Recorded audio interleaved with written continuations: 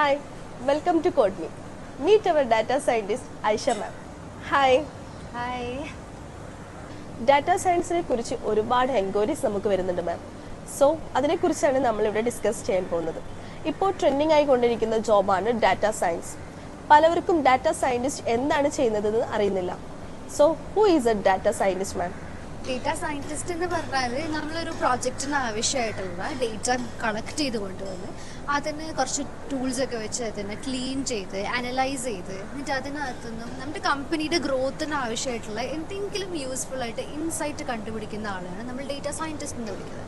പുതിയൊരു കാര്യം കണ്ടുപിടിക്കുന്ന ഒരാൾ, അതാണ് ഡേറ്റാ സയൻറ്റിസ്റ്റ്. ഓക്കെ മാം, അപ്പോൾ ഡാറ്റാ സയൻറ്റിസ്റ്റ് ആവാൻ ഒരാൾക്ക് എന്തൊക്കെ സ്കിൽസും എന്തൊക്കെ ക്വാളിറ്റീസുമാണ് ആവശ്യം? സ്കിൽസ് എന്ന് പറയുമ്പം മാത്തമാറ്റിക്സിൽ വേണം, പിന്നെ പ്രോഗ്രാമിംഗ് ലാംഗ്വേജ് അല്ലെങ്കിൽ പൈത്തൺ ആണ് കോമൺലി യൂസ് ചെയ്യുന്ന ലാംഗ്വേജസ്. പിന്നെ വരുന്നത് സ്റ്റാറ്റിസ്റ്റിക്സ്, പിന്നെ നമ്മൾ ഏതെങ്കിലും ഡേറ്റാബേസ് മാനേജ്മെൻറ്റ് ലാംഗ്വേജ് അറിയണം. Then machine learning, deep learning, ഇങ്ങനത്തെ കുറച്ച് ടോപ്പിക്സ് വരുന്നുണ്ട്. എക്സൽ വരുന്നുണ്ട്. പിന്നെ ക്വാളിറ്റീസിലേക്ക് നമ്മൾ പറയുമ്പം നമുക്കൊരു ക്രിയേറ്റിവിറ്റി വേണം, ക്യൂരിയോസിറ്റി വേണം. കാരണം നമ്മൾ പുതിയൊരു കാര്യം കണ്ടുപിടിക്കുകയാണ്. So ability to ask right question എന്നുള്ള കാര്യം അവിടെ വരുന്നുണ്ട്. ഓക്കെ, ദെൻ കണ്ടിന്യൂസ് ലേണിംഗ് കൂടെ വേണം. കാരണം കണ്ടിന്യൂസ്ലി എമേർജിങ് ആയി നിൽക്കുന്ന ഒരു ഫീൽഡാണ്. അപ്പോൾ നമ്മൾ കണ്ടിന്യൂസ് ലേണിംഗ് കൂടെ ചെയ്യണം ഇതിനകത്ത്.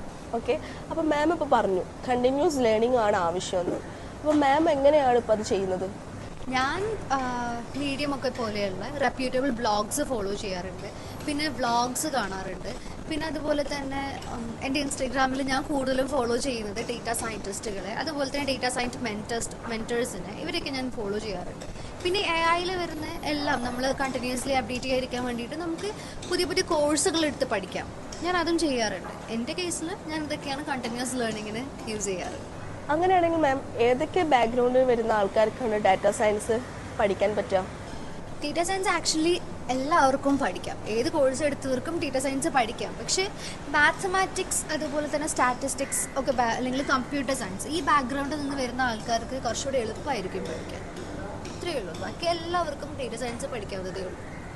ഓക്കെ മാം, അപ്പം കോഡ് മീ എങ്ങനെയാണ് കുട്ടികൾക്ക് ഡാറ്റാ സയൻസ് പഠിക്കാൻ ഹെൽപ്ഫുൾ ആവുന്നത്? ഓക്കെ, കോഡ് മീയിൽ നമ്മൾ വെൽ സ്ട്രക്ചേർഡ് ആയിട്ടുള്ള സിലബസ് ആണ് കൊടുക്കുന്നത്. അതുപോലെ തന്നെ അതിൽ കണ്ടിന്യൂസ്ലി അപ്ഡേഷൻ വരുന്നുണ്ട് സിലബസിനകത്ത്. പിന്നെ നമ്മളിവിടെ കുറച്ചുകൂടെ പ്രാക്ടിക്കൽ നോളജിന് പ്രോജക്ട്സിനാണ് നമ്മൾ കുറച്ചുകൂടെ ഫോക്കസ് ചെയ്യുന്നത്. പിന്നെ നമുക്കിവിടെ വരുന്ന മെൻറ്റേഴ്സ് എല്ലാം വെൽ ട്രെയിൻഡ് മെൻറ്റേഴ്സാണ് നമ്മളിവിടെ ക്ലാസ്സസ് എടുക്കുന്നത്.